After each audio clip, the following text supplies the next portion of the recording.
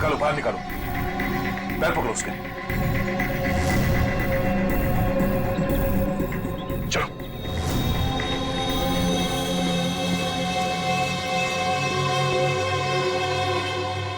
इतना समय बीत गया है, पता नहीं किस हाल में होगी विनीता। हम तो वक्त रहते उसे यहाँ ले आए, उम्मीद तो यही है कि वो ठीक हो जाएगी। ठीक भी हो जाएगी तो भी रोहन की मौत और उसके माँ बाप की मौत का सदमा पता नहीं बर्दाश्त कर पाएगी कि नहीं। मैं हमेशा कहता हूँ कि सीआईडी में सबसे मुश्किल काम यही है, किसी को किसी अपने की मौत की खबर देना। हाँ डॉक्टर साहब, कैसी है विनीता? अब खतरे से बाहर है, उन्हें होश आ गया। गुड।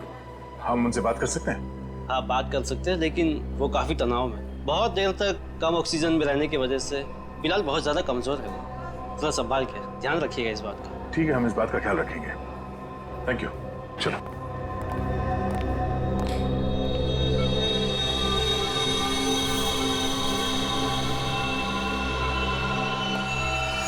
अरे नहीं नहीं नहीं, लेटे रहो, आराम करो। Thank you sir. डॉक्टर ने बताया कि आप लोगों ने मेरी जान बचाई। अरे हम तो बस एक जरिया थे, जान बचाने वाला तो वो है। ये ऊपर वाले की भी मुझे समझ नहीं आती। जब उसने मेरी जान बचाई तो मेरे मम्मी पापा की जान भी बचा लेते। तो तुम्हें अपने माता पिता के मर्डर के बारे में पता है? हाँ जी सर। जिस वक्त ये सब हुआ मैं नीचे हॉल में रोहन से फोन पे बात कर रही थी, तभी मैंने कुछ आवाजें सुनी। फिर क्या हुआ? और जैसे ही मैं दौड़ के ऊपर गई तो किसी ने मुझे क्लोरोफॉर्म सुंघा दिया, लेकिन मैं पूरी तरह से बेहोश नहीं हुई थी। और किसी ने मेरी आंखों के सामने मेरे मम्मी पापा का खून कर दिया। सर, जिस किसी ने भी मुझे दोबारा अनाथ किया है, आप प्लीज उसे छोड़िएगा मत। उसे फांसी होनी चाहिए, फांसी। बिल्कुल। तुम्हारे माता पिता और रोहन के खूनी को हम... क्या? रोहन का भी खून हो गया? अब मैं किसके सहारे जीऊंगी? प्लीज सर, संभालिए अपने आप को, प्लीज। अच्छा ये बताइए कि आपको कब पता लगा कि आप उस बॉक्स के अंदर बंद हैं? जब मेरी आंखें खुली तो मैं एक घुटन भरे बक्से में थी। मुझे नहीं पता था कि किसी ने मुझे जिंदा दफन कर दिया। अच्छा विनीता, उनमें से किसी का चेहरा देखा था तुमने? नहीं सर। ठीक है। आरोप साहब, दया, वो जो रस्सी है, उस रस्सी पर मुझे भेड़ का बाल मिला है। उस रस्सी पे भेड़ का बाल मिला? हाँ दया, भेड़ का बाल। और भेड़ भी ऐसी वैसी नहीं, हिमालय पर रहने वाली भेड़। ओह, मतलब वो रस्सी किसी ऐसे आदमी का है जो हिमालय पर्वत के आसपास जाके आया है या फिर वहीं का रहने वाला है? बिल्कुल बिल्कुल। ठीक है डॉक्टर साहब, मैं आपसे बाद में बात करता हूँ। ओके। अच्छा हाँ दया, विनीता कैसी है? ठीक है, होश आ गया उसे। Good good. चलो ठीक है फिर, बाय। Okay sir. विनीता, ये बताओ कि तुम्हारे आसपास में कोई ऐसा आदमी है जो हाल ही में हिमालय जाके आया था क्या, या फिर वहीं का रहने वाला हो जो यहाँ पे आया हो? सिर्फ हिमालय पे नहीं, नेपाल भी गए थे मम्मी पापा। अच्छा, कब की बात है? 1 महीने पहले की। वो खुद से वहां गए थे या ये ट्रैवल एजेंट के जरिए टूर पैकेज में? टूर बुक करवाया था सर। इससे उनके पैसे भी बच जाते थे और उनके नए दोस्त भी बन जाते थे। लेकिन उन्हें नहीं पता था कि ये टूर उनकी जिंदगी का आखिरी टूर होगा। संभालो अपने आप को। रीता, हमें उस ट्रैवल एजेंट का नंबर चाहिए। माता पिता के साथ जितने भी लोग नेपाल गए थे उन सभी से पूछताछ कर लिए। तो क्या पता चला? सर, नेपाल में एक अनाथ आश्रम है। सुरेश जी और माला जी जब भी नेपाल जाते थे वो इस अनाथ आश्रम में जरूर जाते थे। बानवीर संस्था। विनीता को भी तो यहीं से गोद लिया था माला और सुरेश ने। जी सर। हाँ, देखते हैं जरा इनसे बात करके। हेलो, देखिए मैं एसीपी प्रद्युमन बोल रहा हूँ सीआईडी से, या मुंबई। अच्छा देखिए, मुझे माला और सुरेश के बारे में कुछ इंफॉर्मेशन चाहिए।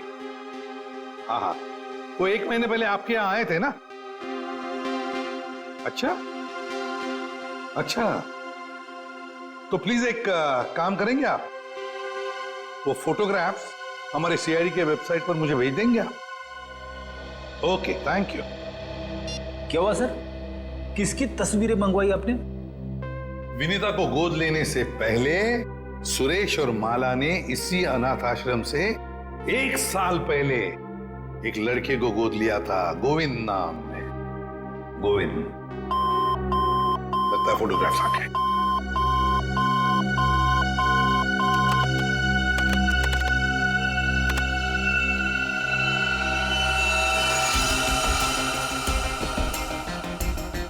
पांच साल की उम्र थी, साल 1999।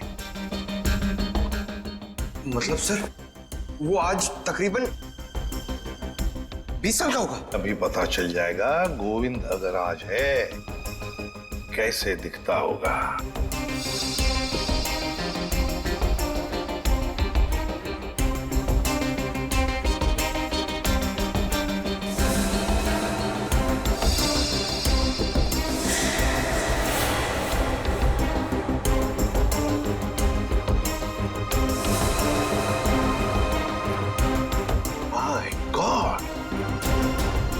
माय गॉड, ये गोविंद है।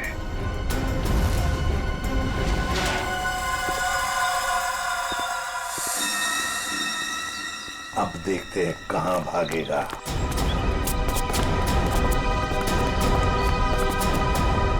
ठीक है सर, हमें देख के अंदर भाग गया है। जब गीदड़ की मौत आती है तो वो शहर की तरफ भागता है, मगर ये तो अंदर भाग गया। मगर सर वो अंदर की तरफ क्यों भागा? वो तो पकड़ा जाएगा। ऐसे मुजरिम बाहर की तरफ भागते हैं, मगर ये अंदर भागे या बाहर, पकड़ा तो ये जाएगा ही। कहां गया ये? अभिजीत, दया सर, फैल जाओ, मैं सामने से घुसता हूं।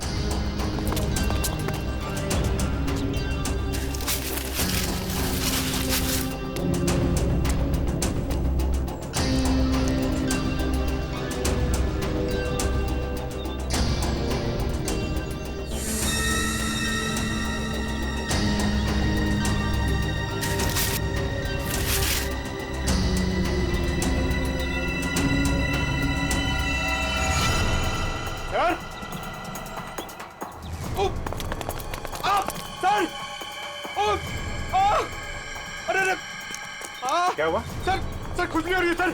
अरे खुजली कहां से होने लगी तुम्हें? सर बहुत तेज खुजली हो रही है सर। ये झाड़ की वजह से। अभिजीत, क्या हुआ? सर सर ये प्लांट ये बहुत गड़बड़ है, इसकी वजह से इसको खुजली हो रही है। एक मिनट, अरे जल्दी से हॉस्पिटल ले जाओ। कुछ नहीं होगा, आ जाओ आराम से संभाल के। तो जानबूझकर हमें यहाँ अंदर बुलवा लिया है। जाल रचा है उसने खुजली वाले पौधों का। संभल के रहना, यही कहीं छुपाई है।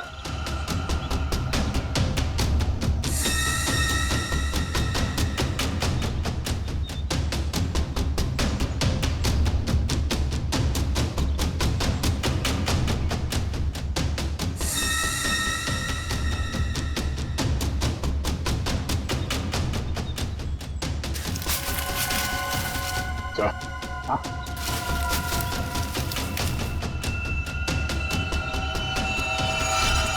चलो वहां देख लो, बहुत बना लिया पौधों को हथियार। अब विदाई का समय आ गया है तुम्हारा, ससुराल चलना है। चलो प्लीज साहब, मेरे बाबूजी से इस तरह बात मत कीजिए। बहुत गड्ढे खोद लिए दूसरों के लिए, गिर गए ना उसी में। सर पानी मंगाइए सर, वरना मैं खुजली से मर जाऊंगा। पानी क्यों? खुजली का इलाज हम अपने साथ लेके चलते हैं। किसी औलाद के लिए अपने माँ बाप का खून करना इतना आसान नहीं होता सर, फिर चाहे वो माँ बाप सौतेले क्यों ना हो। गोद लिया था ना उन्होंने तुम्हें, फिर वॉचमैन को क्यों सौंप दिया?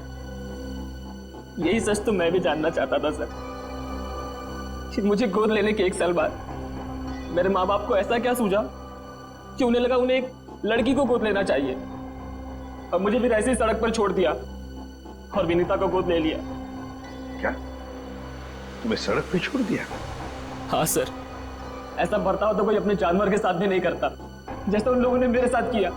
वो तो भला हो मेरे बाबूजी का, जो उन्होंने मुझे रोता हुआ बस स्टॉप पर देखा और अपने साथ अपने घर ले गए और तब मेरी अच्छी परवरिश की उन्होंने। सुरेश और माला ने पहचाना नहीं तुम्हें? नहीं सर, मैंने हाल फिलहाल में उनके घर जाना शुरू किया था। मेरे बाबूजी की उम्र हो गई थी तो मुझे लगा मुझे नौकरी करनी चाहिए। क्या तुम्हारे बाबूजी जानते नहीं थे कि तुम उनके मालिक के बेटे हो? नहीं सर, जब मैं उन्हें मिला था तब वो वहां काम नहीं करते थे। और सर मैं इसे कोई इत्तेफाक नहीं कहूंगा, तो भगवान ने मेरे साथ इंसाफ की। तुम्हें किसने अधिकार दिया सजा देने का? सजा देने का हक सिर्फ अदालत को है। क्या तुम शुरू में ही पहचान गए थे उन दोनों को? ये बात तुम्हें मालूम कैसे पड़ी कि उन्होंने तुम्हारे साथ ऐसा किया था? नहीं पहचाना था सर। एक दिन मैं बगीचे में काम कर रहा था तो माला मेम साहब ने मुझे घर के अंदर बुलाया था किसी काम से। विनोद! जी मेम साहब। जरा ऊपर आना, तो काम है। अभी आया। जी मेम साहब। विनोद, देखो ये पुरानी अलमारी है, इसे ठीक से स्टोर रूम में रख देना। हाँ जी मेम साहब। हाँ।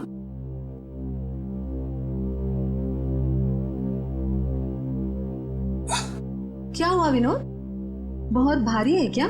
बहुत ज्यादा भारी मेम साहब। एक काम करता हूँ, इसमें से कुछ सामान बाहर निकाल लेता हूँ। मगर निकाला हुआ सामान फिर से रख देना अंदर। हाँ जी मेम साहब। हाँ।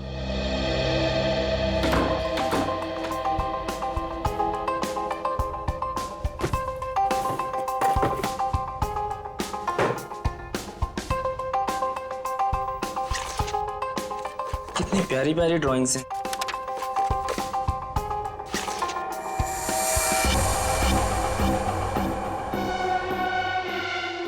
ये तस्वीर तो मेरे बचपन की है।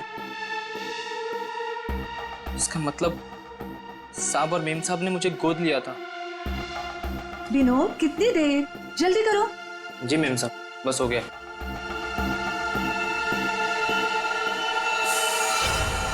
और फिर तुम नेपाल गए सच्चाई का पता लगाने? हाँ सर, और जब मुझे सच का पता चल गया तो मैंने पूरे परिवार के नाक में दम करना शुरू कर दिया।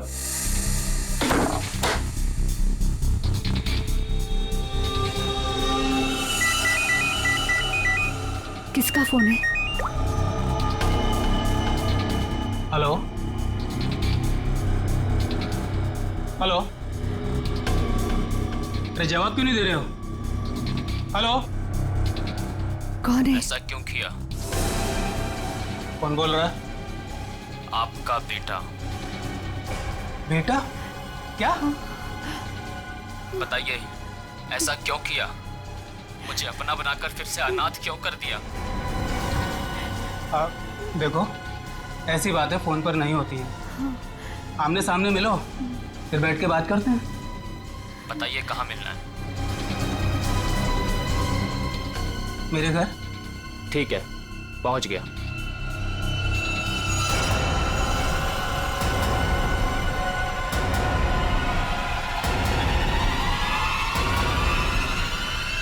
स्टोर रूम की अलमारी में तुम्ही ने आग लगाई थी ना?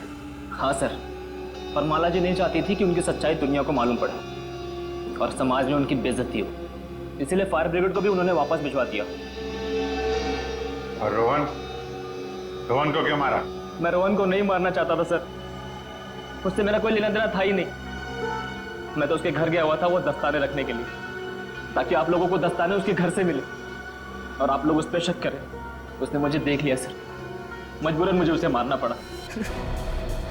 बदले की आग में तुमने 3-3 खून किए, एक मासूम को जिंदा दफनाने की कोशिश भी की। ये कैसा बदला? ये बदले की आग तुम्हें फांसी के फंदे तक ले जाएगी, फांसी के फंदे तक।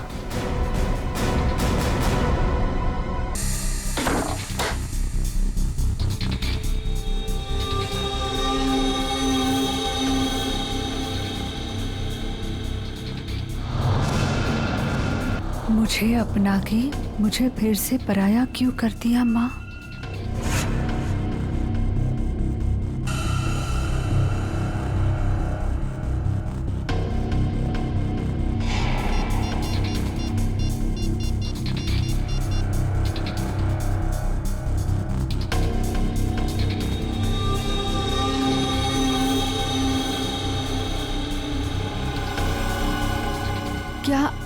आपने मुझसे कभी प्यार नहीं किया माँ?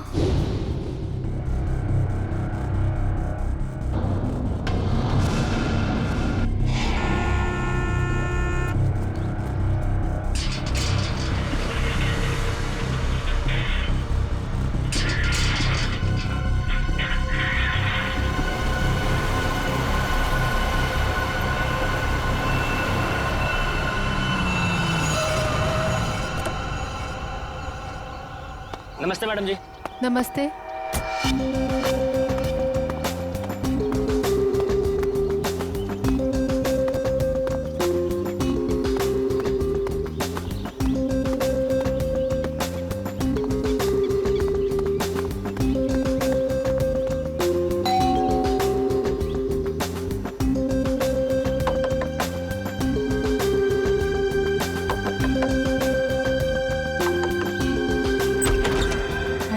दरवाजा कैसे खुला है? विनीता, विनीता, विनीता, कहाँ हो तुम? सो रही हो क्या? विनीता। अंकल, आंटी, कोई आवाज क्यों नहीं दे रहा है?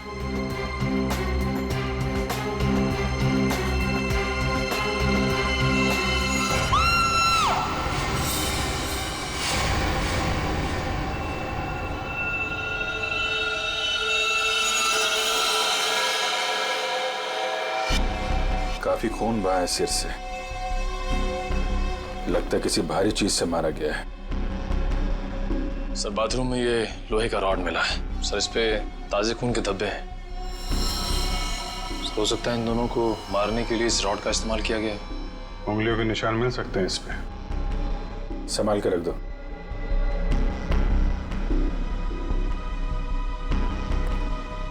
वैशाली जी, आपने सबसे पहले देखा लाशों को?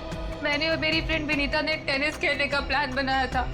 जब मैं यहाँ आई तो विनीता मुझे नहीं मिली और अंकल आंटी की लाश।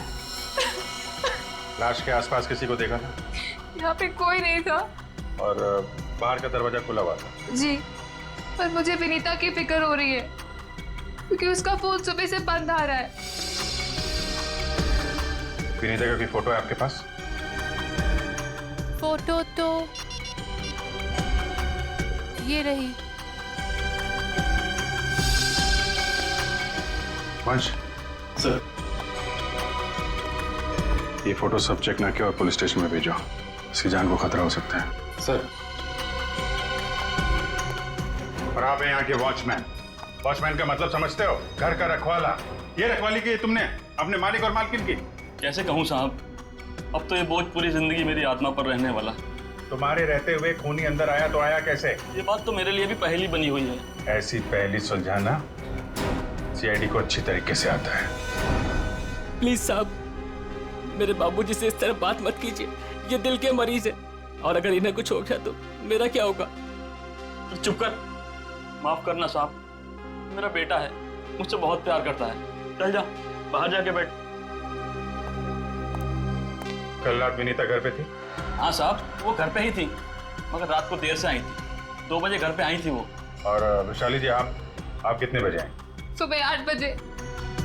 मतलब विनीता यहाँ से रात 2 बजे से सुबह 8 बजे के बीच में गई है? नहीं गई साहब। नहीं गई है तो घर पे कहाँ है? तुम ड्यूटी पे कितने बजे सो रहे थे ये बताओ। नहीं साहब, हम बिल्कुल नहीं सोए। सोने की बात तो दूर, हमने सेकंड की झपकी भी नहीं ली। तो क्या वो खूनी आसमान से उड़ के इस घर में आया? हाँ? वैशाली, एक बात बता, विनीता के परिवार वालों की किसी से कोई दुश्मनी थी? मुझे इस बारे में कुछ नहीं पता। अच्छा, विनीता के बारे में आप हमें और क्या बता सकती हैं? विनीता मुझसे अपने सारे सुख दुख बांटती थी। बस उसे अपने अनाथ होने की हीन भावना महसूस होती रहती थी। एक मिनट, आपने कहा कि विनीता अनाथ है? अंकल आंटी ने उसे गोद ले रखा था। अच्छा, विनीता का सुरेश जी और उनकी पत्नी के साथ कैसा संबंध था?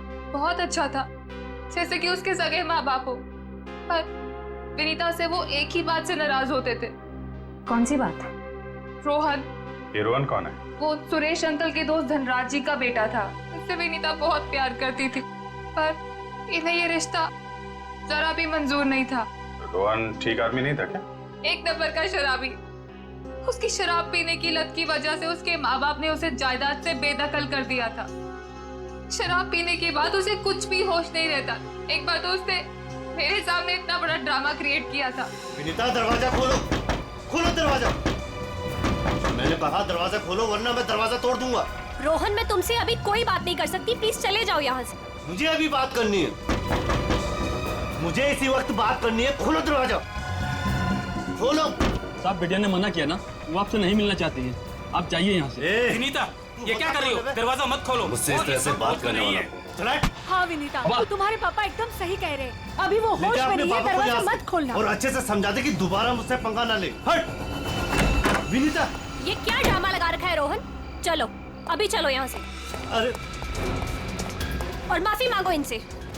सॉरी सॉरी वॉचमैन अंकल, मुझसे गलती हो गई। ये मेरी बदतमीजी की कीमत। दारू पी के तुम कुछ भी करते हो ना, कुछ भी बकते हो। चलो यहाँ से, चलो रोहन। हो सकता है इस रोहन ने शराब के नशे में आके सुरेश जी और उनकी पत्नी का खून कर दिया और फिर विनीता को अपने साथ लेकर चला गया। इस रोहन का नंबर है आपके पास? हाँ, नंबर तो है मेरे पास।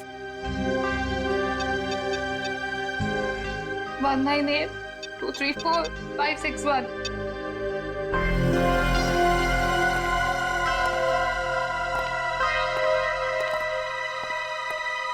रोहन का फोन भी बंद आ रहा है। सर, एक बात समझ में नहीं आ रही है, अगर वो खूनी मेन गेट से अंदर नहीं आया तो फिर कहाँ से आया? घर को चेक करते हैं।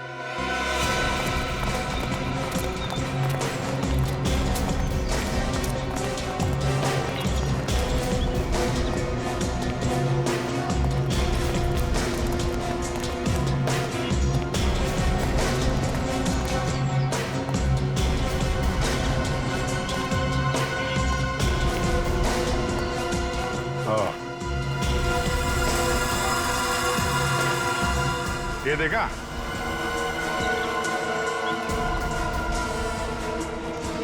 लगता है खूनी यहाँ से अंदर आया और फिर यहीं से बाहर भाग गया। सर, खूनी यहाँ से आ जा सकता है, लेकिन खूनी विनीता को यहाँ से कैसे लेके जा सकता है? हाँ सर, अगर विनीता के साथ उसने जोर जबरदस्ती की होगी तो विनीता चीखती चिल्लाती शोर मचाती। हो सकता है विनीता को बेहोश कर दिया। इसके पहले उसे कुछ हो, हमें उसे ढूंढना होगा और इस रोहन से भी मिलना पड़ेगा।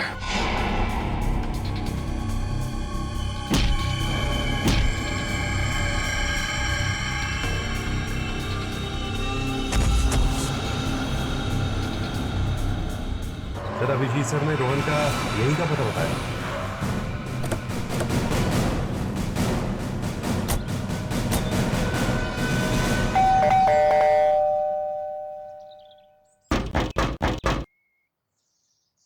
सर, ये रोहन वाकई में अंदर नहीं है या फिर जानबूझ के दरवाजा नहीं खोल रहा है? अभी पता चल जाएगा।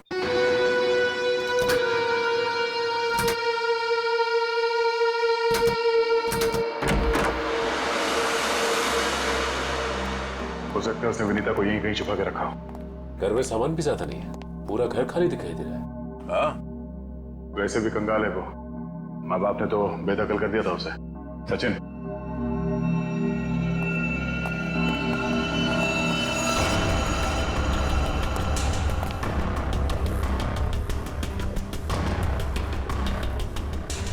सर, यहाँ तो कोई भी नहीं, ना ही विनीता और ना ही रोहन। हो सकता है उसने अपना ठिकाना बदल दिया। काम करो, घर की तलाशी लो, कोई ना कोई सुराग जरूर मिलेगा।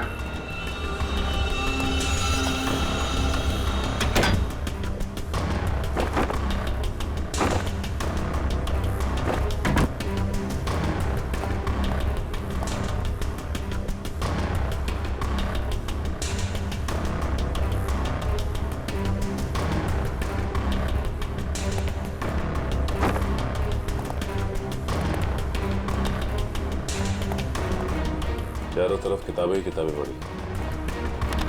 लगता है इस रोहन को किताबें पढ़ने का बहुत शौक था। नजरिया बदलिए, बहुत अच्छी किताब है ये।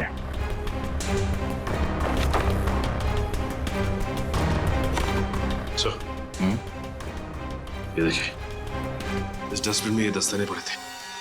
लगता है किसी ने अभी भी जलाया। मतलब इन दस्तानों का इस केस से कुछ लेना देना है।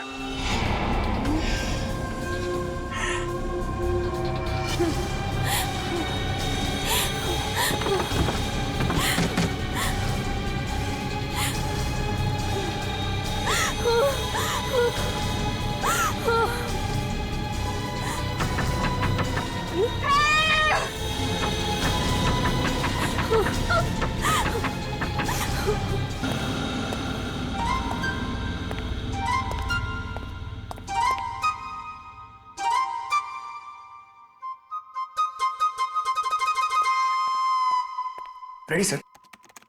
मेरे इतने बड़े शरीर के इत्तू से दिमाग में ना एक बात नहीं घुस रही है। कौन सी बात? ये रोहन का मेन मकसद था विनीता से शादी करना। करेक्ट? करेक्ट। फिर इसने अपने सास ससुर की जान क्यों ली? अरे वृषाली ने बताया था ना कि उसे शराब पीने की बहुत जबरदस्त लत थी, और शराब के नशे में लोग अक्सर कुछ भी कर जाते हैं, उन्हें कुछ याद नहीं रहता। हाँ क्या? क्या?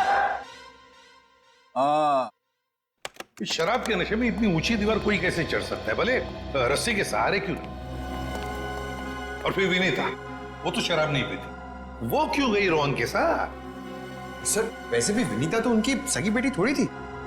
जो कुछ भी हो, जो कुछ भी हो, लेकिन वो अपने माता पिता से बहुत प्यार करती थी। नहीं नहीं नहीं, कुछ और ही चक्कर है। लगता है इन दोनों को मारने का ही प्लान था। सर, हाँ, लगता है ये काम किसी लुटेरे का होगा। फ्रेडी लुटेरा नहीं हो सकता। कोई लूटने के लिए आता तो घर का सारा सामान वैसे के वैसे कैसे रहता? नहीं नहीं, ये मुजरिम जो भी है ना, उसका एक ही मकसद था, इन दोनों को खत्म करने का। सर, हाँ, एक बहुत ही हैरान कर देने वाली बात पता चली है। क्या? सर, विनीता ने 1 हफ्ते पहले फायर ब्रिगेड में फोन किया था, और ये रही उस फोन कॉल की audio clip. Hello fire brigade, मेरे घर में आग लगी है, प्लीज जल्दी किसी को भेज दीजिए। मेरा एड्रेस है 603 हर्ष विहार शांति नगर। लेकिन सर, जब फायर ब्रिगेड वाले उनके घर पहुंचे तो विनीता की मम्मी माला जी ने उन्हें ये कहकर वापस भेज दिया कि वहां कोई आग वाग नहीं लगी है। हाँ, उसके घर में तो कोई आग लगने का निशान भी नहीं मिला। अरे झूठ क्यों कहा उसने? यही बात तो समझ में नहीं आ रही। फायर ब्रिगेड वाले ने खुद देखा था स्टोर रूम से धुआं निकलते हुए। उसने अंदर जाना भी चाहा, लेकिन माला जी ने उसे रोक दिया। माला जी ने फायर ब्रिगेड वाले को अंदर जाने से रोक दिया? क्यों? कुछ और ही चक्कर है।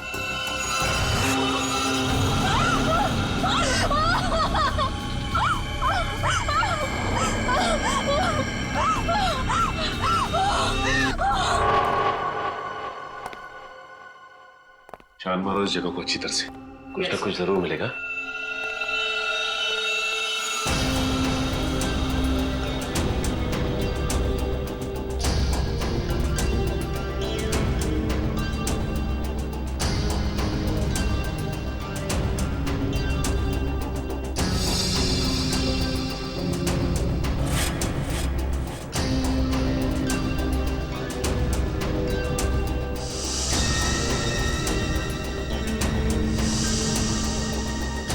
ये क्या हुआ सर?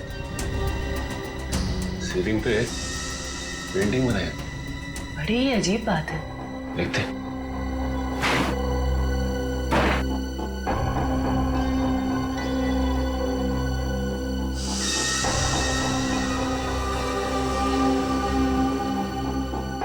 ये क्या? ये तो लगता है धुएं से बना हुआ निशान है, जलने की वजह से। मतलब सर, फायर ब्रिगेड वाला सही कह रहा था, यहाँ पे आग तो जरूर लगी है। सर, इस पेंटिंग से जली हुई सीलिंग को अच्छी तरह छुपाने की कोशिश की है। लेकिन सवाल ये उठता है कि सुरेश की पत्नी ने झूठ क्यों बोला फायर ब्रिगेड से? आखिर यहाँ पे ऐसी कौन सी आग लगी थी?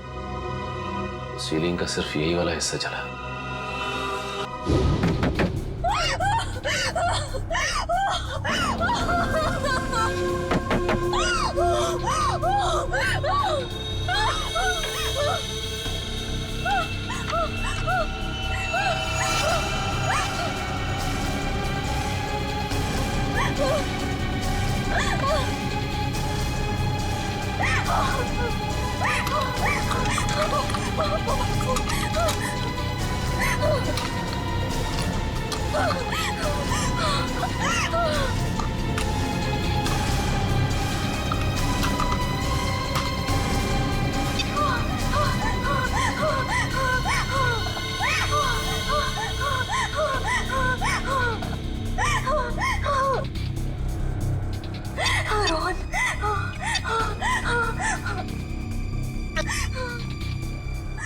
रोहन फोन क्यों नहीं उठा रहा?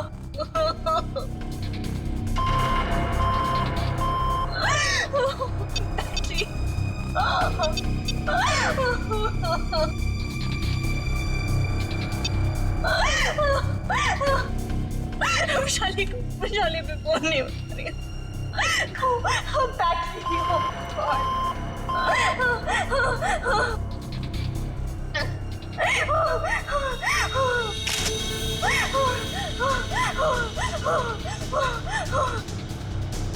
बैटरी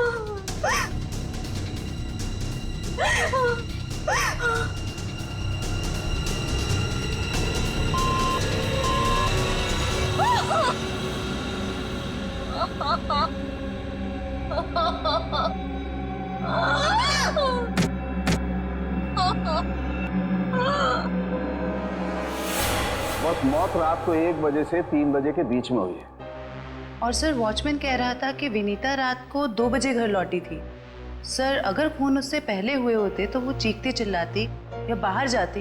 मतलब खून 2 और 3 बजे के बीच में हुए हैं। सालुंके साहब, हमें जो लोहे का रॉड मिला था उसके ऊपर से खूनी के उंगलियों के निशान मिले या नहीं? नहीं, बस कोई उंगलियों के निशान नहीं मिले। नहीं मिले? रोहन के घर में से हमें आधे जले हुए ग्लव्स मिले थे। कहीं रोहन ने वो ग्लव्स तो नहीं पहने थे ये खून करते वक्त? हो सकता है, तारिका वही चेक कर रही है। सर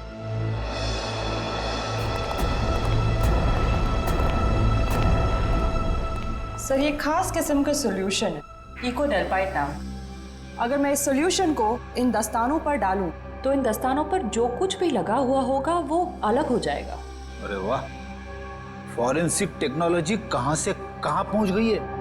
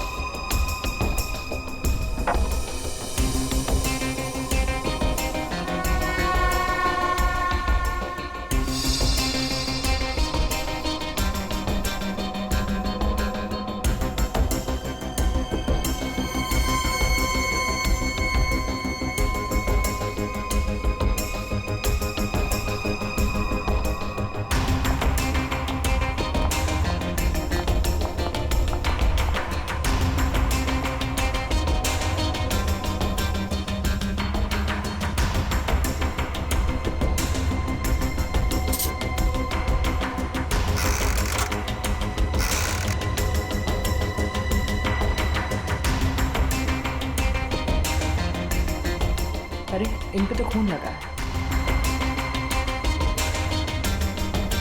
देखते हैं किसका है।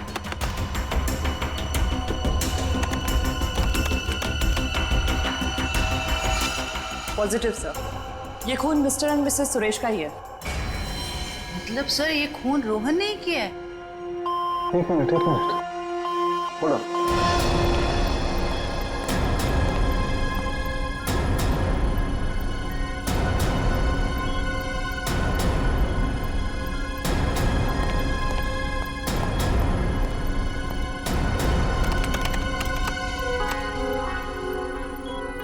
बस वो देखो, दस्तानों पर ये जो दिखाई दे रहे हैं ये रस्सी के रेशे। सर कहीं ये वही रस्सी तो नहीं जो हमें विनीता के घर के बाहर मिली थी? ये डॉक्टर साहब का कंप्यूटर कैसा है? टी करते रहता है। बस दस्तानों पर रस्सी के रेशे के अलावा कुछ और भी है। क्या? थोड़ा वक्त दो, पता लगाता हूं।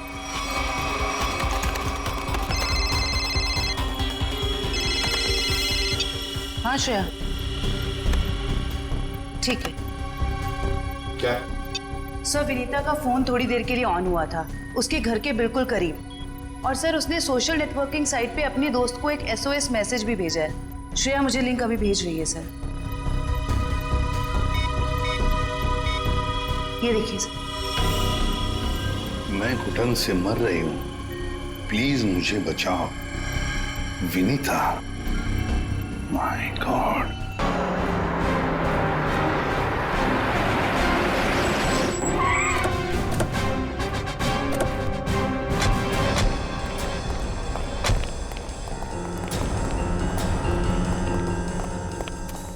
कल मोबाइल कंपनी ने बताया कि विनीता का फोन आखिरी बार यही ऑन हुआ था। इस घने जंगल में नेटवर्क मिला, यही बड़ी बात है। जरा देखो आसपास।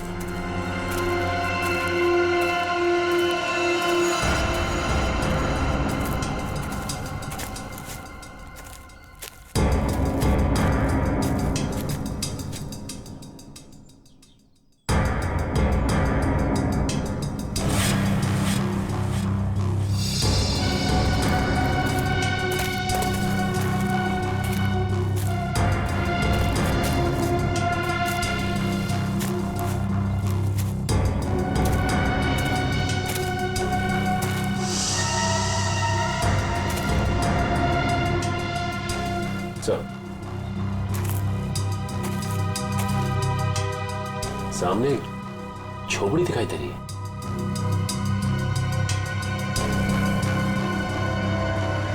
दिव्या, पंच।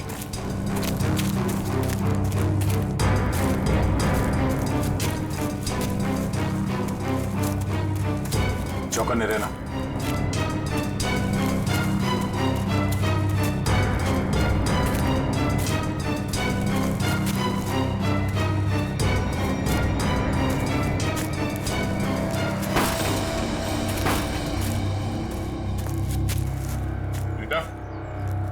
बेटा,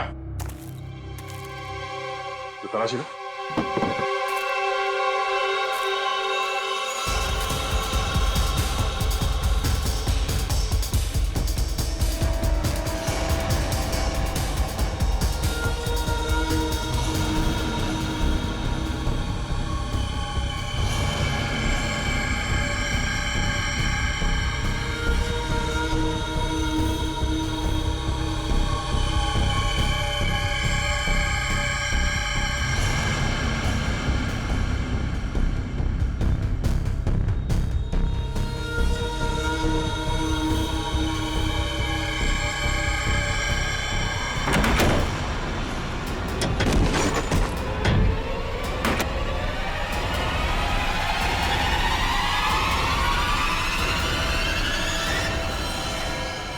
ये तो रोहन है। सॉरी वॉचमैन अंकल, मुझसे गलती हो गई। हम लोग सोच रहे थे कि सब रोहन का किया था, पर किसी ने इसे ऊपर पहुंचा दिया।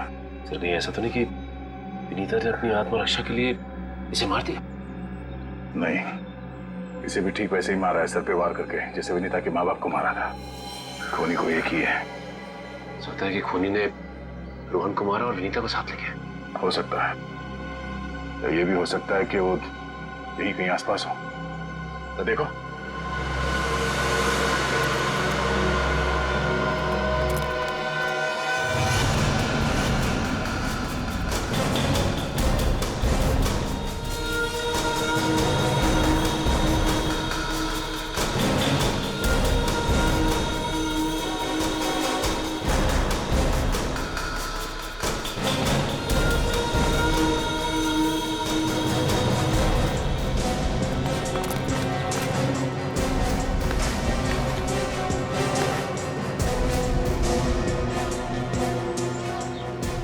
सर आसपास भी कुछ नहीं मिला। से कुछ नहीं मिला। सर, ये देखिए, फावड़ा और कुदाल।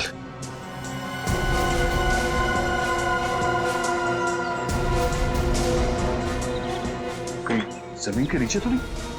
यहाँ पे खुदाई का सामान पड़ा हुआ है, जरा फावड़ा दिखा ना।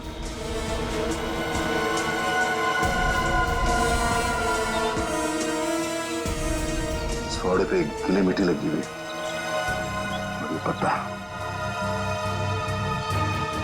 तो विनीता को यहाँ जमीन के नीचे रखा गया है, जंगल के किसी ऐसे हिस्से में जहां पे ये पत्ते मिलते हो। ढूंढो,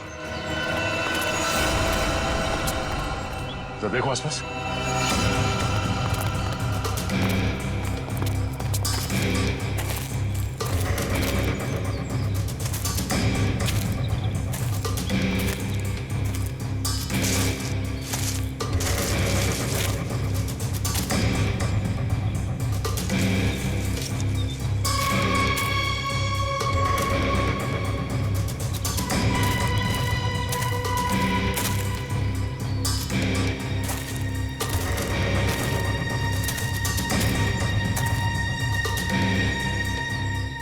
सचिन, वंश, दिव्या,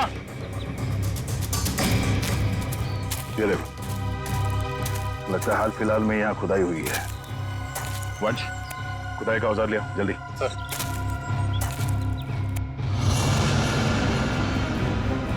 गुड, यहाँ पे खोदना शुरू करो।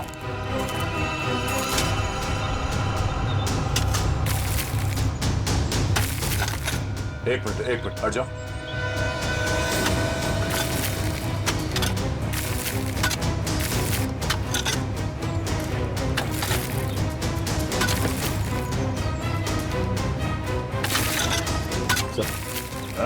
कुछ है। एक मिनट, खोदा बंद करो, हाथ से निकालो।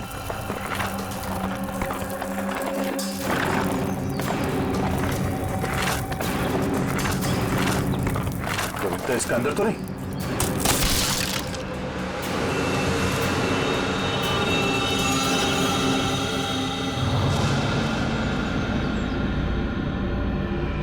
विनीता! ओह नो, सांसें धीमी चल रही है, इसे अस्पताल ले जाना होगा। निकालो उसको बाहर जल्दी। हाथ दो।